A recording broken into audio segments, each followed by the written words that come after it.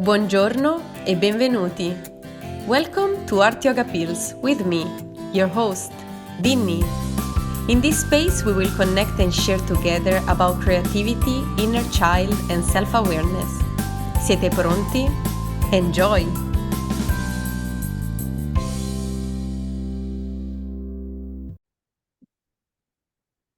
Ciao a tutti, Chiara, and welcome to a new episode of Art Yoga Pills. Today I'm not alone. I have here for me a special guest, Kiran Patel. How are you, Kiran? I'm good. Good to have you here. I actually now remember the question. I hope I pronounce your name well. Oh no, you got it right. That's all good. Oh, thank you. Thank you for that. Like the Italian pronunciation might sometimes give some different ways of saying names, but I'm glad that I got yours. Would you like to share with us who you are, if you wish, so that our listener might get to know you a little bit, but from your words, your perspective? Sure. So my name is Kiran. I run a creative community space called MoveSpace where Dinny and Julia from Art Yoga ran, I think you twice. I think it was an 8-week and a 12-week meditative art course here. And beyond running the space, I'm a filmmaker. I make documentary films. I work with all kinds of people, making cinematic, kind of raw, mini documentaries, which means that I sort of get to follow different people around and take the audience into their lives, whether it's a musician or some sort of change maker or working for a charity. So those are kind of my main two worlds: documentary film and the space. And perhaps the American accent gives some things away, but it's kind of not a confusing story. But I'm brought up from a few different places. I was born in New Zealand, grew up in Holland, in an American school, and then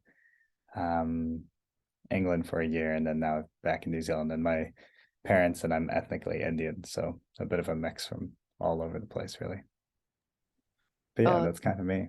yeah, that's the beauty of this opportunity, because it's not just a way for the listeners to get to know my guest, but it's also an opportunity for me to get to know you deeper. Mm. I've been knowing you, I think, for a couple of years, but actually I get to know you deeper just now. So it's beautiful that I have this possibility.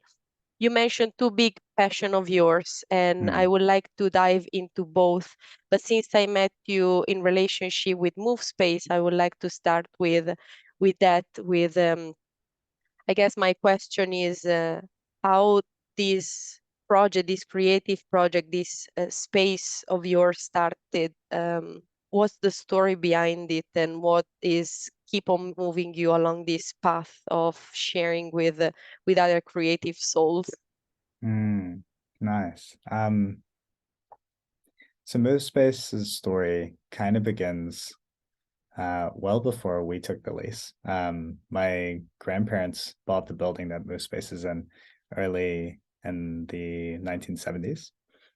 They ran it as one of Auckland's first Indian restaurants, and um, it's actually the building next to MoveSpace where the restaurant was. And after a couple of years of running that, they took over the building that is now MoveSpace, and used it for catering. And upstairs was where my aunt and uncle lived, and I think at some point my grandparents lived as well. Um, and so they ran that restaurant and the catering business for about 20 years or so before they closed up shop, retired, and moved on to other things. But then, yeah, around 50 years later, 45 years later or so, in 2018, I took over the lease for what is now MoveSpace. And I think the intention was ultimately to have a place where it was a dedicated space for people to create and share what they love with the world. Um, there are so many people who are passionate about things, who want to create things, who want to share things. And the world can be a scary place for sensitive, creative people. They might share an idea with their friend or their family member and ask the wrong question, and then they never want to do that project again, or they get one piece of feedback online and never feel inspired to give something a go. And I think in a lot of ways, for myself and for my friends, wanted to create a safe haven for people to be able to share what it is that they love, be supported, feel like they belong, feel like they're not weird, or that their weirdness is wonderful and accepted and normal in this place. And kind of also just see what happens. I think by nature of when we took over the lease, it was all somewhat of an experiment. We had 3 months to prove that maybe we'd be able to pay for the lease, right at the beginning. And so all I remember is, the building was completely empty. We didn't have much money to fit it out or buy fancy furniture or renovate it, because it definitely needed the renovations. But yeah, it was just kind of this empty building, and decided effectively to just bring in as many friends as possible, to dream of what could be in this space, whether it was them working out of there, or creating podcasts, or recording music, or running events, or starting gatherings, or teaching people things, or hosting dance parties. Yeah, just let people dream and see what happens. And I think in a lot of ways, something that keeps me going at the space is that it's like ever evolving. People sometimes ask me like what the vision of the space is, and I think it's maybe a bit easier with a business, to have a vision, and you might want to grow, or you might want to deepen, or you might want to expand. I think for a community, the goal is always to just be listening to the needs of the people in the community, see who shows up, see what they're wanting to create, and increasingly so try and decrease the barriers to them doing that, giving something a go, and sharing it and putting it out in the world. Because I think ultimately it's called MoveSpace because we wanted to inspire people to create the things and move people through their work, through their passion, through their art. And ultimately, that's how we believe the world would be a better place, is more people doing what they love, moving people with their art and passions. No, that's wonderful to hear. There is so much that I didn't know myself, and is feels like almost a fairy tale, and it's beautiful to see how it it actually moves space, from how it started and from where it is currently, and who knows what other development, my transformation, my appear in the facility itself. And you mentioned a lot that is a space for creative people, which I feel that sometimes might limit certain people of the idea that they have of themselves. Mm. And I'm curious to know if there is a way that you would describe it, um, for those that might have like either lack of confidence even in the ability of say, I'm not a creative, why should I go there? How would you invite those people in the space in a way that doesn't feel them too normal, let's say, because we talk about awkward people, and I consider myself one of them, and I feel really happy in my skin in this way. So move space, it feels like home when I come. But how would you open the door also for those who might feel skeptical even about themselves, in consideration with the possibility of being invited in such a place? Mm. Yeah, nice. A few things. Like one, the word creative, yeah, totally has been, and can be like, a spiky word for people, as we kind of mentioned before, as I mentioned before, that like, in a lot of ways, maybe when we're younger, we're more sensitive, and we've gone to an art class and drew something and someone didn't like it. And then maybe ever since then, we said that we've had the story that we're not creative. I think that, one part of me believes that, people are all inherently creative. People have to cook meals at some point in their life, and they have to come up with creative ways to solve a problem when something goes wrong. You know, people have been in all kinds of situations where they've had to be creative. But still want to recognize that that word, irrespective of its definition, can be a spiky word for people. So we actually tend to use the word creators. Our slogan for MoveSpace is home for creators. And I think one thing about community is, wanting to be open to all the people that will find the space really special and would get a lot of value from the space. I think there is people who, wouldn't consider MoveSpace home and wouldn't feel at home at MoveSpace. They might like things in a more particular way, or they might things a little bit more structured, or they might like a different type of feeling or style, or anything really. Maybe their community is a whole bunch of people who enjoy, dance music, and they rather go to their Friday night salsa events there, and that's cool.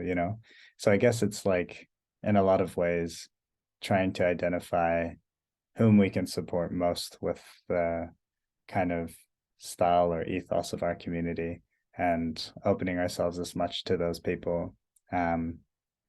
So yeah, I think Home of Creators hopefully attracts the people who love creating stuff, who love putting things out into the world, or if anything, are just curious about that, who may have got a taste of that somewhere else and then want to come here, or came to meditative art and said, oh, this is awesome. I, was able to realize that I want to create more things, or, put more things out in the world, or participate more. And I think the space is a nice kind of landing pad for that. It's like maybe they've been inspired at an event here or somewhere else and want to come and create, then this is the place for that. So yeah, I guess the only other thing to say about that is there's that beautiful quote that's on the side of one of our walls that says, the deepest yearning of the human soul, or to create, is the deepest yearning of the human soul, something along those lines. And in fact, I'm not even sure who said it, but I just think it's a beautiful sentiment that, yeah, that perhaps deep within all of us, there is this yearning to create something or express something. And I think if we believe being seen or heard or understood is a core human need, then, creating and sharing can be a vehicle towards that. So maybe it is a yearning, maybe it is a human need, maybe we are all creative, but I think we're all creators in some way, shape, or form. I totally resonate with that idea that you have about creativity and how we are all creative people.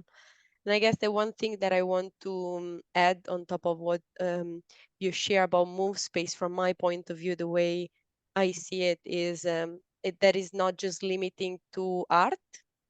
I came there to see magician. I know that there are maybe music night, either live music or a static dance, as well as it could be a talk, and is also a place where people meet to co-work together if they are freelancers. So there are, it's a variety of way that we can consider ourselves creators, and yeah, definitely doesn't limit ourselves just in our ability of drawing.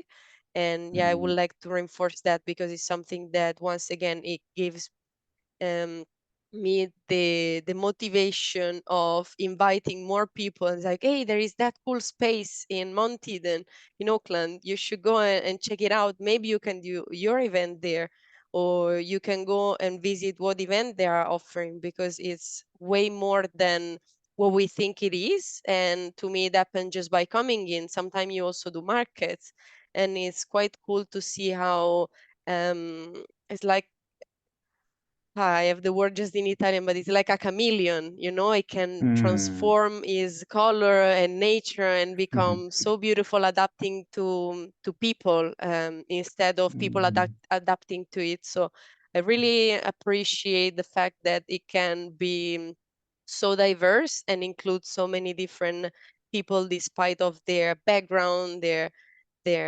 identity, and everything is welcoming any type of creators. And as you said, a creator can be also a chef. To me it is, so why not also to consider that if we know how to cook something that is simple, is already something that give us the badge of I'm a creator, or anything else, the way we dress, the way that we have our hairstyle or wear makeup, everything is included in that aspect of being creators.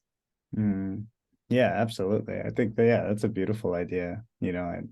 I love the idea that it's, yeah, perhaps more just a perspective shift, that inherently in the things that we do day to day, that they are all, creating something or imagining something, or um, perhaps desiring something, or and therefore creating something, an outfit, a meal, or a schedule, or a plan, or any of those things.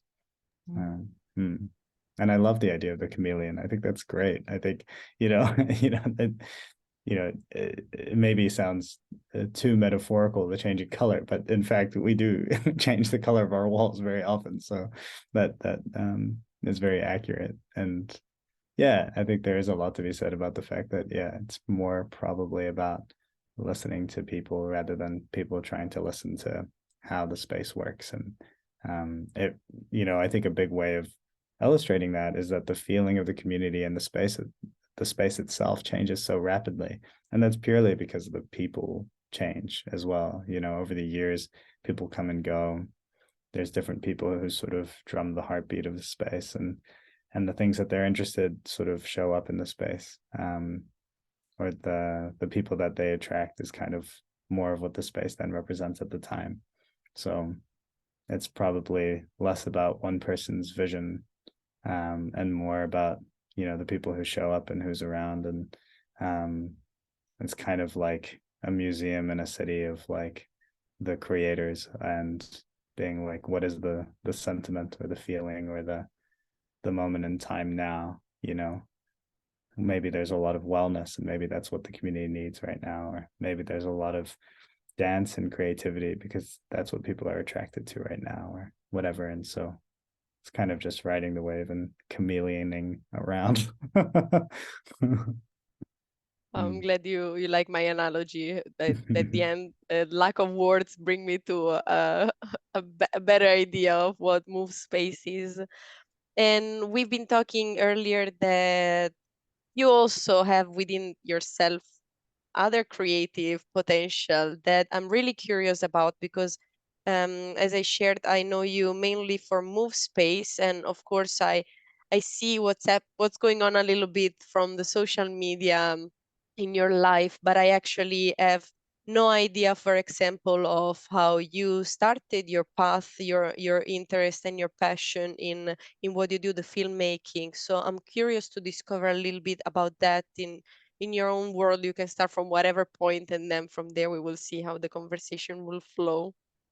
Yeah, nice. Yeah, filmmaking for me was definitely something that I was interested ever since I was quite young. I think I remember somewhat, always taking the video option in my English class. If you had to write an essay or make a video about something, I would always be making a video. And my dad had one of those handy cam Sony cameras, and so you'd put in a little disc, or yeah, I think it was like the mini DV discs, and then you'd be able to have 20 minutes of film.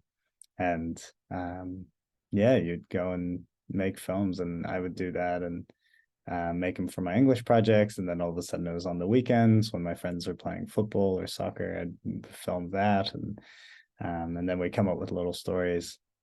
But it was probably not till I was about 16 I realized that that could be a career path. It was something purely I was doing just for fun.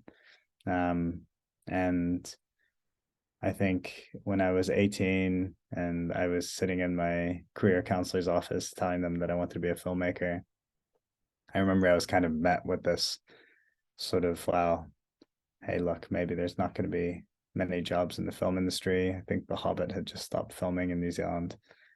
So there was a lot of jobs being lost in the film industry. So on that premise, I remember him asking, well, if it's not filmmaking, what else are you interested in? And of course, at this point, I had 10 years of loving film and a few years of dreaming about being a filmmaker, to have in a moment someone say, well, maybe not that, let's try something else. It's just so totally absurd. And I think and if anything, gave me probably more fuel to try and make filmmaking a bigger part of my life, and also inspire people to do the thing that they love doing. I ended up going into film school, but also starting a creative project called My Big Dream, which was to try and get people who were kind of in my shoes, sitting next to a career counselor, or sitting in front of their parents, or contemplating it and thinking what society wants of them. And instead of focusing on what those other people want, but really trying to tune into your imagination of what is it that you'd love for your life, and how can we give that one a go? And so I created a 10 question Google form that asked things like what makes you come alive, or what could you stay up all night talking about, or if you had to make a subject at school, what would it be? And whilst I was at film school, I'd reply to all these messages or these Google form sheets, and just connect them to people, opportunities, or projects that they can get involved in, to hopefully explore the thing that they love doing and get them doing it more. And unfortunately, whilst I was at film school, I was kind of pulled more into that project and realized that I was more into documentary film. So though it took quite some time to convince my parents that doing filmmaking was what I wanted to do and that I'd be okay and la-di-da, it took even longer to tell them that I was going to drop out after 6 months to pursue this My Big Dream project. And yeah, it kind of went on for about 5 years. It turned into a little youth organization. We had a team of 5 running these creative projects. We'd go into high schools and run workshops and do talks, and had all kinds of different creative ways of inspiring young people to do more of what they love. And it was probably about now 3 or 4 years ago, maybe 4 or 5 years ago now, where I was doing a talk at a high school, and someone asked me the question, are you doing the thing that you love?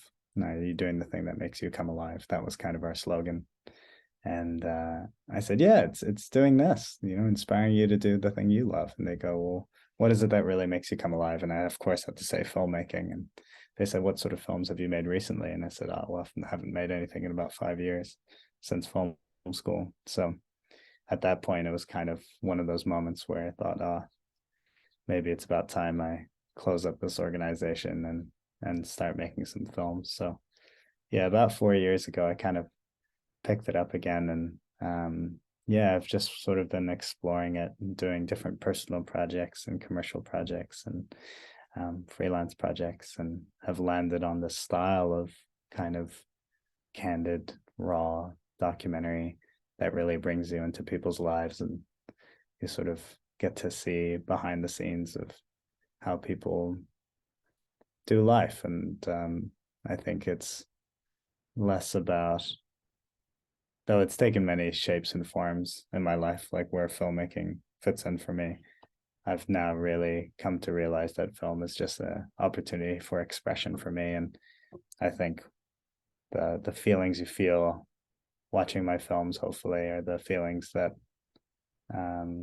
I feel, yeah, deep inside. And it's like when I share a film, it definitely feels like vulnerable and scary. And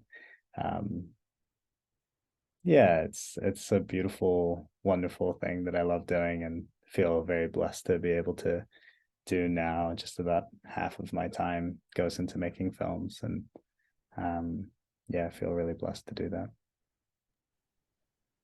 Thank you so much for your sharing. I really appreciate the fact that this is, of course, an opportunity to inspire people through our story, but also an opportunity for me to get to know you deeper. And it's very inspiring to notice how also you haven't been demotivated too much when you've been told that there was no future for your dream, and instead you use that as your fuel to keep on doing actually what you love, and keep on exploring through the path, even the fact that you were quite sure to go to the school and then you drop out.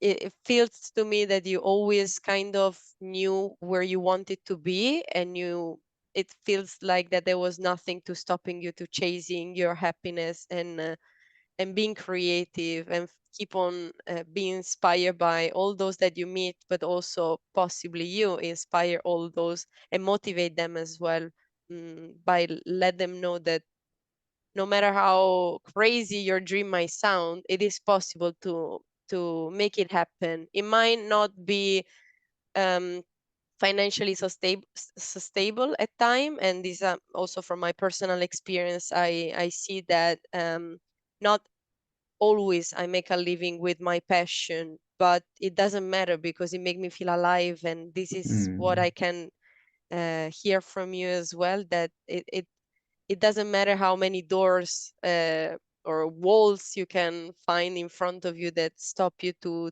chase your sense of feeling alive. There is always something that can keep on inspire you and motivate you to keep on grow and have fun and explore yourself and your passion as well and creativity. So thank you for that. I really Mm. appreciate your sharing. Mm. Yeah, the financial one is a whole nother story. Yeah, yeah, definitely like not a bountiful life and from that perspective, but definitely a bountiful life of stories and memories and yeah, like life-giving moments. So no, yeah, wouldn't change that for the world, I'd say.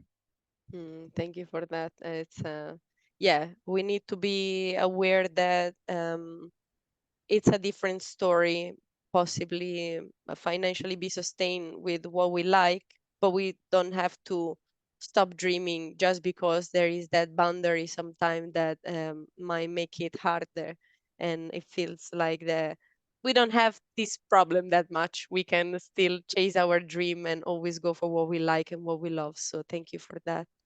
Mm. Um, yeah, sorry.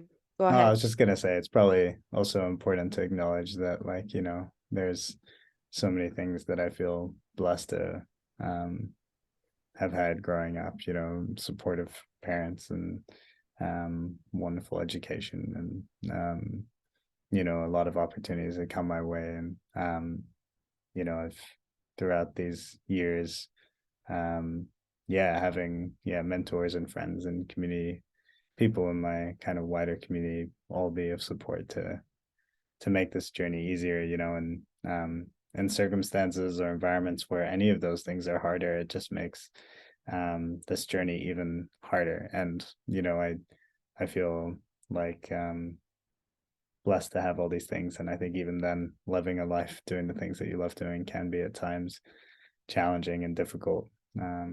So yeah, it's like a courageous journey, but definitely a beautiful one, and one that I definitely feel like, yeah, really grateful to be on. Mm. I'm curious to ask you if you wish to share possibly about your latest project, something that it just or is still happening in your life in relationship with your filmmaking, that if you wish to share. Yeah, sure. I just recently came back from a 7-day tour with a band called Park Road. They're like a indie rock band from West Auckland who are definitely on the up and coming and have yeah, gotten some real traction on Spotify with a bunch of their songs. And I met the lead singer whilst out for lunch at a bakery, Tart Bakery in Greyland. And I thought I'd recognized him. I said, "Oh, you look familiar." And he said, "Oh, I'm in a band," and realized it was Park Road. And I was, I'm a fan. I know of you guys. And he saw my Instagram, saw I was a filmmaker, and invited me to one of his shows. I made a film there, and they decided as a band to bring me on board for 7 days whilst they toured around the North Island, which for me was a total like dream come true moment. I mean, you know, um, purely from the perspective of later in life being like, yeah, toured with a rock band in my 20s, like, yeah, that'd be awesome. I had to say yes. And it was a beautiful time. I think when people hear that, they might assume that there's kind of like late nights, a lot of drugs, a lot of alcohol, that sort of thing. But these guys were all very, very wholesome, and they'd come together and sit an hour before the show and share intentions for their show, and do a karakia and prayer. And they're really, really, really, really lovely. And yeah, just basically got to spend 7 days with the band, traveling around to Taupo, Mount Maunganui, and Gisborne for Rhythm and Vines. Yeah, filming all the in between moments and kind of giving people an idea of who they are away from the stage, because they have quite a few fans, and of course they see them performing, but who are they when maybe no one's looking, or when they're backstage, or when they're traveling, or just hanging out. And yeah, it's a wonderful privilege to be asked to be in that, to come and document that, because of course you're effectively living with them 24/7 for 7 days, and there's not many people in my life that I'd probably say yes to do that with. So yeah, I felt very lucky to do that. And I think it's tomorrow we get to take a look at all the footage, and in the next month we'll probably have something to put out there in the world.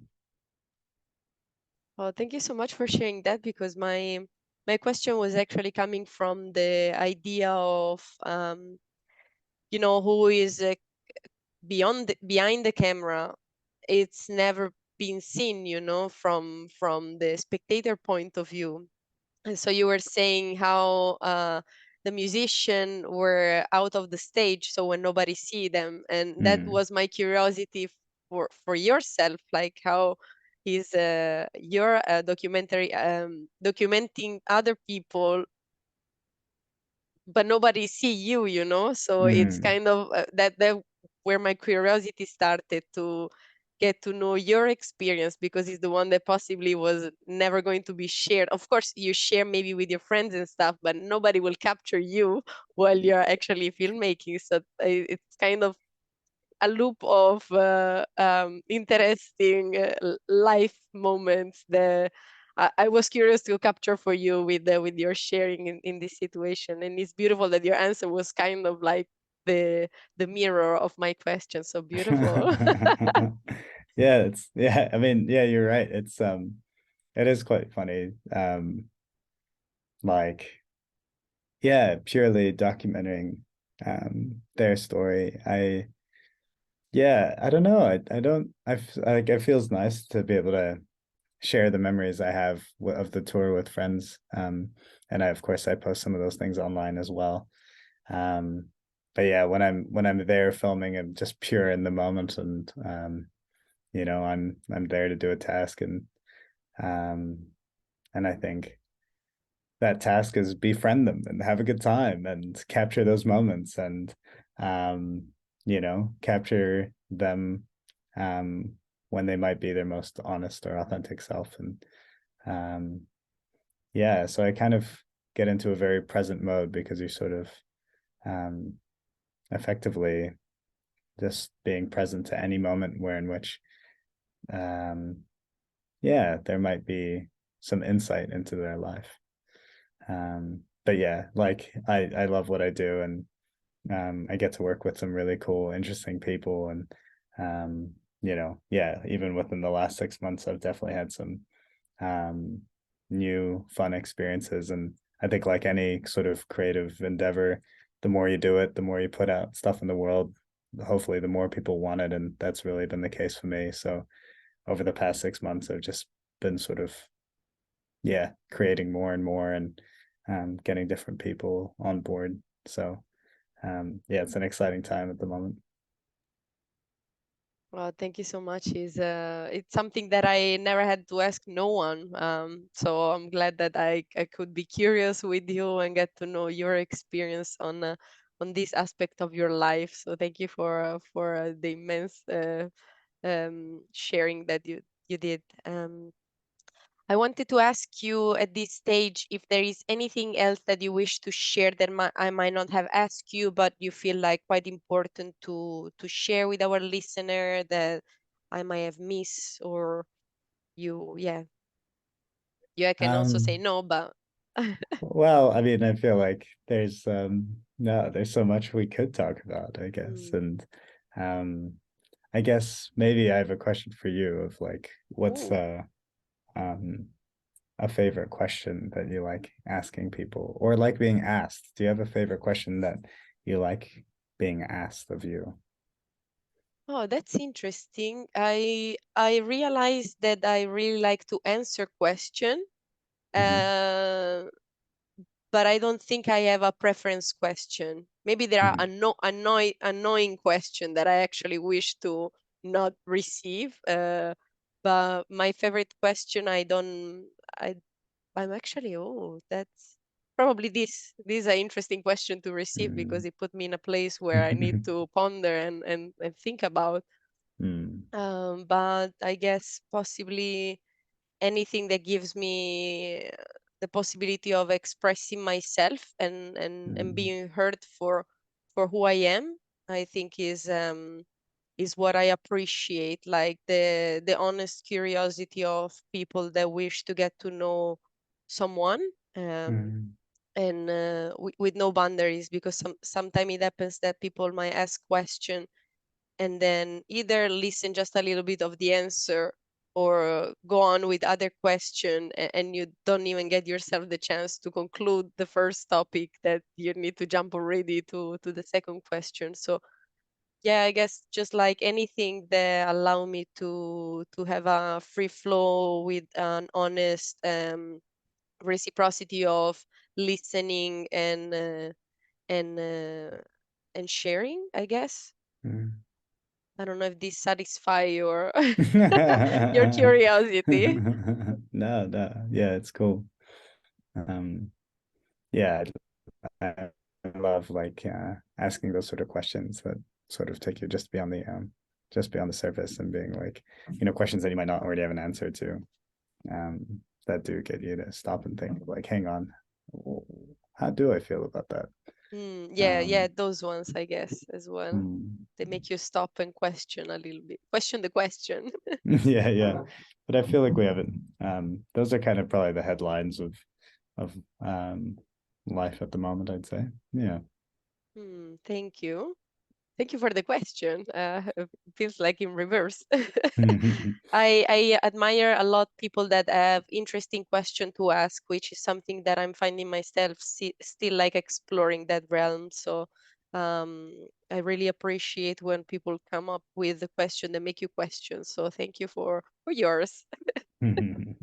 And one of my final-ish question, the first one like pretty straightforward, is if people wish to be in contact with you, is there is any place in particular on this internet world where they might get um, in contact with you and ask you for more information, either related with MoveSpace or with your filmmaking project?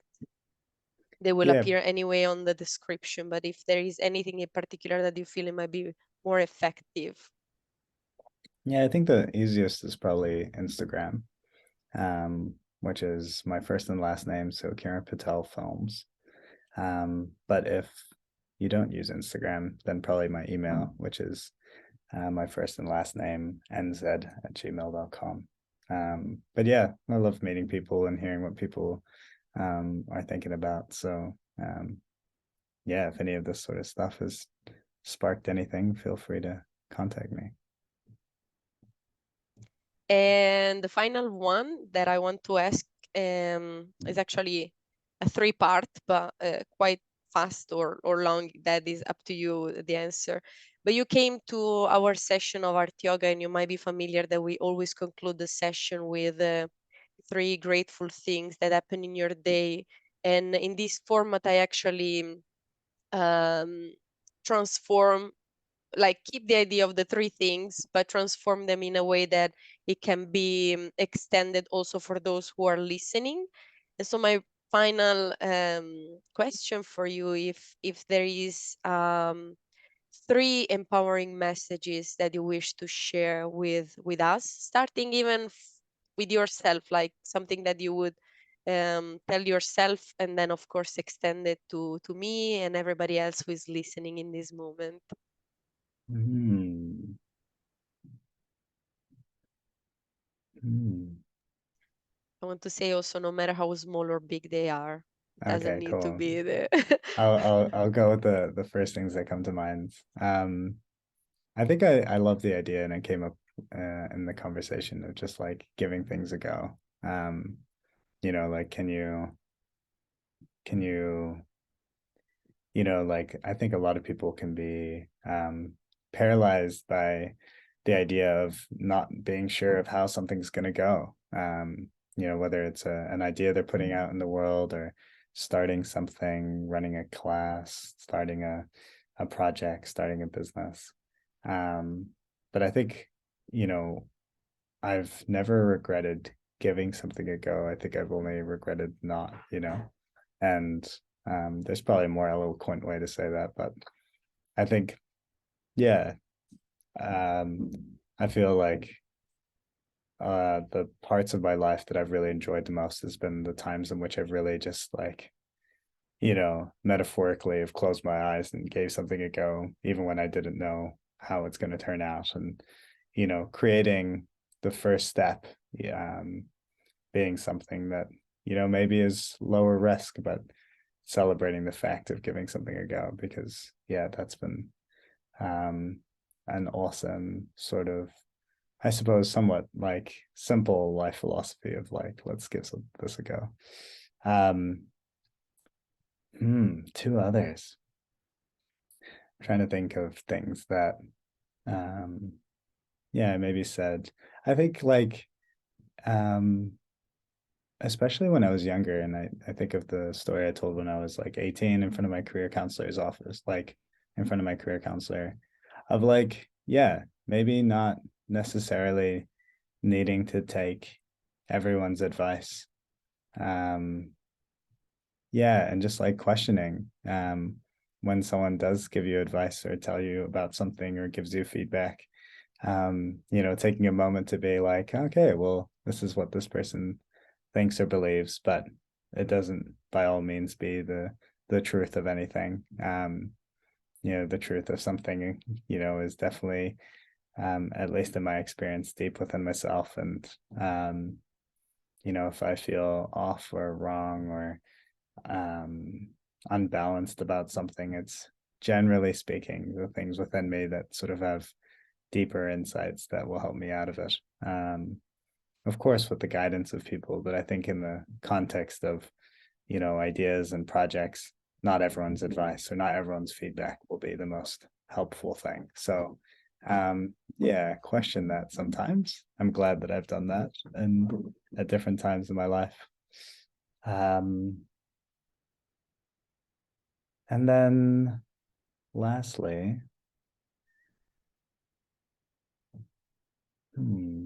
yeah, I think the other part that I also really appreciate about what you do is like giving opportunities to like nourish yourself and nurture yourself and find things that work for you, that support you. So many different things over the years have helped me in different ways for well-being. Sometimes it's, one summer it was surfing. That was the thing for me. The other time it was doing yoga classes once every Tuesday, or doing yin classes, or, at times I've had a daily meditation. Other times it's disappeared. And sometimes I've been a little hard on myself for not following a routine. But I think whether it's my personality or my nature, I think it seems like there's different things that really nourish me at different times. And yeah, I implore people to find that and be gentle with themselves if the way that they get nourished or support themselves is different or ever changing. Because I know that I've been hard on myself, and well, I haven't been going to the gym, or I haven't been consistent with football, or I haven't been consistent with something else. But maybe that's just not the way right now to nurture myself. Maybe there's something more beautiful or aligned or timely. And so just being open to that. And yeah, those are my 3 messages. I hope those made sense. They do, and definitely to me, it's one of the beautiful things that I ask, because I'm the first one to take them in for myself, like to be inspired from. And yeah, I hope that they will inspire not just me in this occasion, but many others who are perhaps been listening up to this point, because it's something that I really appreciate of our time also. Like, it kind of makes you question, like you took quite some time, to answer, and it's not like for everyone to question what empowering message would I like to share to the world. It feels like a big responsibility, and I'm glad you try it out, and I felt like empowered by your sharing, and definitely inspired as well from them. So thank you. We conclude for this time our chat, but want to thank you once again for the time and the opportunity of listen and embrace your wisdom and be inspired by it. And I'm sure that many others will be motivated as well, and perhaps also meet you very soon in person themselves to get to know you, like not just like through your voice, but also through everything that you give to the world. So thank you, Kiran, for your presence, and I wish for everybody else to see them next time. Thanks so much for having me. This has been really lovely. Thank you, and see you everyone. Enjoy. Grazie per averci fatto compagnia. We hope you enjoyed your time with us. If you wish to stay updated and connected, visit us on our social media channels and our website www.artyoga.co. Ci sentiamo presto. Ciao! See you!